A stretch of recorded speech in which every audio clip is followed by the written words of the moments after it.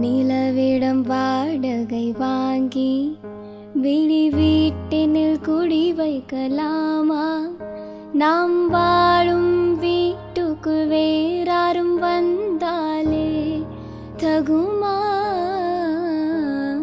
தென்மலை தேக்குக்கு நீதான் உந்தன் தோள்களில் இடம் தரலாமா? நான் சாயும் தோள் மேல் வேறாரும் சாய்ந்தாலே தகுமா?